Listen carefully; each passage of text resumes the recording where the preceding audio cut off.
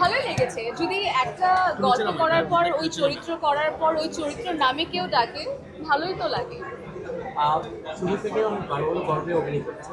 আর কোন গল্পটা সব থেকে ভালো লেগেছে যে নাটক থেকে শুরু করে সিনেমা? আসলে আমার কাছে আমার প্রত্যেকটা কাজই অনেক স্পেশাল। মানে আমাদের এটা যদি আপনি বলেন যে আপনার কোন বাচ্চাটাকে চুজ করবেন, আই কান্ট ডু দ্যাট। আমার প্রত্যেকটা কাজই খুব কাছের, পছন্দ। চা গরম এটা আমার নতুন কাজ, এবং এই কাজের সাথে আমার আসলে অনেক এক্সপিরিয়েন্স, অনেক মেমোরি, অনেক কিছু জড়িত।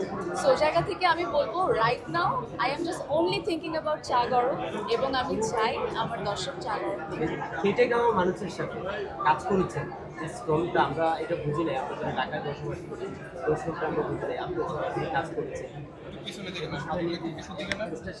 আমি তো প্রশ্নটা শুনি নাই, আবার বলবেন? আমি প্রশ্নটা করেছি